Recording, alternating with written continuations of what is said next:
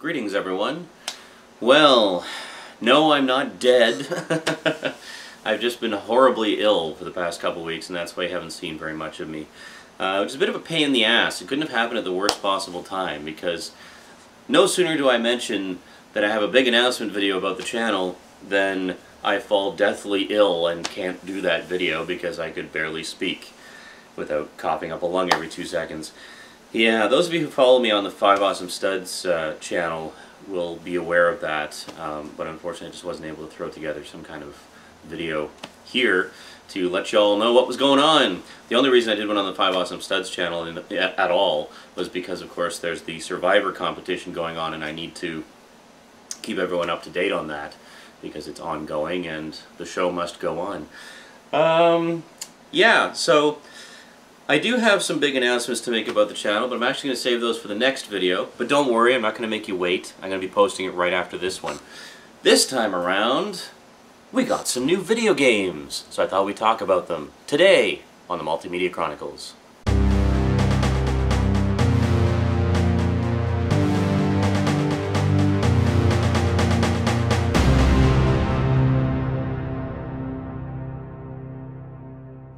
Welcome back. Well, last week, Annetta made a very difficult decision. Namely that she just wasn't playing her PSP very much anymore, so she decided to trade it in and get some in-store credit at EB Games. I didn't entirely approve of that because, I mean, the PSP is a great little system, and I know she's played it a lot before and has some great games for it, or had some great games for it. But she's just been too busy with work and Rosie and just everything else. And quite frankly, we play the PS3 a lot more lately, so she figured, well, you know, I can always get a PSP again later. In the meantime, let's trade it in and get some store credit so we can get some new PS3 games. And that's exactly what we did. So what did we get? Well, first up, Annetta picked up the latest installment in one of the most popular real-time strategy series in history. I actually do have a collection of this on the PC, which both of us played quite a lot, especially when we were out in Calgary and didn't have cable. I am, of course, talking about Command & Conquer Red Alert 3 on the PS3, the Ultimate Edition! Rah! Now, I was kind of curious how this would play because, of course, Annetta and I are both used to playing the Command & Conquer games on the PC with a mouse. I haven't played it myself, but from Annetta's assessment, it actually plays pretty well. Like, they compensate for the fact that you're using a controller rather than a mouse quite nicely. And then, of course, you've got all the absolutely fantastic cutscenes in high definition. I mean, how can you go wrong there? So anyway, Command & Conquer Red Alert 3. I didn't even used to like real-time strategy games or strategy games at all until, actually, the one that did it for me was Dune 2 back in the day from Westwood Studios. And Dune 2 was actually the first time the game engine was used that later became the main game engine for Command & Conquer. Command & Conquer came out about a year after Dune 2 using the same game engine with a few refinements, and it's continued on for 10 plus years. Then Dune was actually re-released as Dune 2000, which I have on the PC, which was basically Dune 2 again, but enhanced with a lot of the same tweaks and whatnot that were present in the Command & Conquer games. So it allowed Dune fans to play Dune 2 all over again as if it was new, with all these new features and new cutscenes and everything. It was great. So Command & Conquer Red Alert 3. Great cast in this too, like for the cutscenes. It's one of the few games in recent years that actually uses live action footage for the cutscenes. You don't really see that very often anymore. It's mostly just all done with the game engine and real-time generated. But you got like Tim Curry and George Takei and Jonathan Pryce. This is good stuff. I mean, this is one of those games you can just get for the cutscenes. You know, it's great, great stuff. So that was what Annetta bought. So that was her big purchase. And of course, it's a newer game, so it's still a little pricey, about 50 bucks. And for about the same price, I got not one, but 2 games. A couple of slightly older ones that I've been wanting for quite a while. First up, Ratchet & Clank Future, Tools of Destruction. Now, this game became my best friend while I was sick. I've always been a big fan of the Ratchet & Clank games. I have the first 4 on PS2. Then they released a couple of PSP ones, which have since been re-released on the PS2. I don't have those ones yet. although I did play a demo of Secret Agent Clank. But I love the original PS2 ones, 1, 2, and 3, and then Deadlocked, which was basically all arena combat and stuff, and was really good. I always just really loved the characters in it and the gameplay. I've always been a big fan of the old school platformer games, run and jump and shoot and, you know, navigate through treacherous obstacles. And the Ratchet and Clank games are very much in that vein. There really aren't a lot of modern platform games around these days, but the few that are around, Ratchet and Clank is definitely one of the best series. And judging from how many sequels they crank out and you know, the general fan reaction, the world seems to agree. Really good series. And I couldn't have picked this up at a better time either, because Tools of Destruction, of course, leaves off with a killer cliffhanger. There was a PSN game called Quest for Booty, which kind of continues the story, but it isn't integral to the plot. The big continuation is coming out next month in Ratchet & Clank: A Crack in Time, which is a direct continuation of the story. Now this one, these ones actually have a really good story, and it's a lot of fun. And the Ratchet & Clank Future series, the new series, is just so freaking epic. I mean, it's just amazing.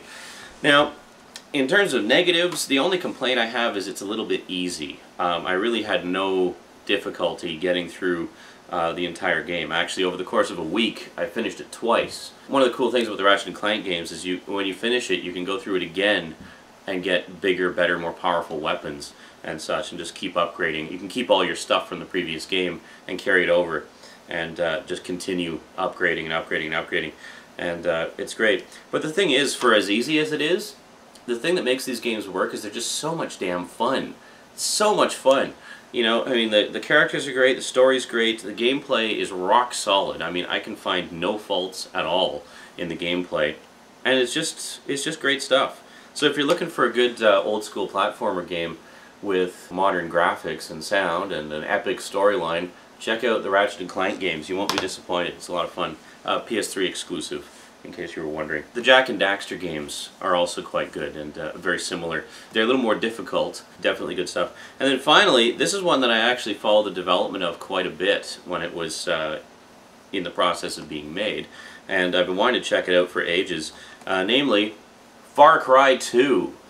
Now, as you know, I do enjoy a good first-person shooter from time to time. It's one of my favorite genres on modern consoles, ever since the PS2, basically. I wasn't really big on them prior to the PS2. You know, PS2 and carrying over into the PS3, I love a good first-person shooter. Now, my biggest complaint about the majority of first-person shooters in the past was they tend to be very linear, even the really good ones. You know, they'll have great stories and stuff and fantastic graphics and rock-solid gameplay, but they tend to be very linear, you know, get from point A to point B to point C, etc. And they just kind of push you along through the game world. And there's really not alternate routes or anything. You just sort of have this set path that'll take you through the game. Not so with Far Cry 2.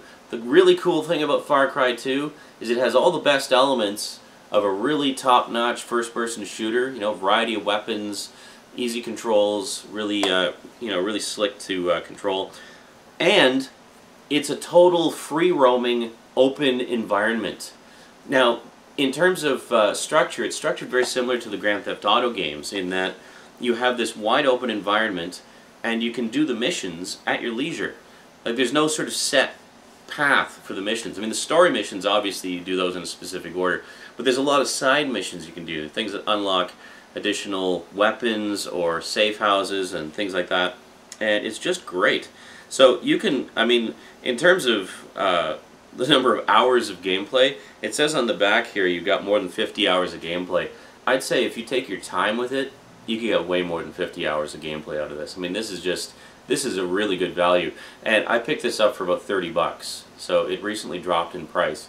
And for 30 bucks, the number of hours of gameplay in this, it is totally worth it. Totally worth it. It's got a pretty good story too. Basically, you're a mercenary for hire, hired gun who goes into Africa to hunt down the Jackal. The Jackal is not the same Jackal that you've heard about in movies such as The Jackal or Day of the Jackal. It's just kind of, you know, same name. It has shades of Apocalypse Now in it. You're basically hunting down this guy who may not be entirely sane. You find audio recordings that he's done over the course of it, like audio cassettes, and sort of him being interviewed by some guy for a newspaper article. or a magazine article. And when you get sort of deeper into his philosophies and such, you realize, like, wow, this guy's, you know, got a few screws loose. It takes place in a fictitious Africa where there's a civil war going on. And the Jackal is basically profiting from this civil war by providing arms for both sides. So you have to take him out so he'll stop funding the war, essentially. I'm sure there's a lot more to it than that. I'm still fairly early on in the plot part of it. I've mostly been exploring a lot.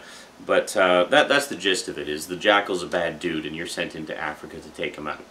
And presumably there are considerable rewards for that. But the thing that I love about it is it's just so huge. I mean, it is a vast game. You get 50 square kilometers of Africa to explore. It is very GTA-like in that you can commandeer any vehicle that you see. You got boats, you know, different kind of cars and trucks.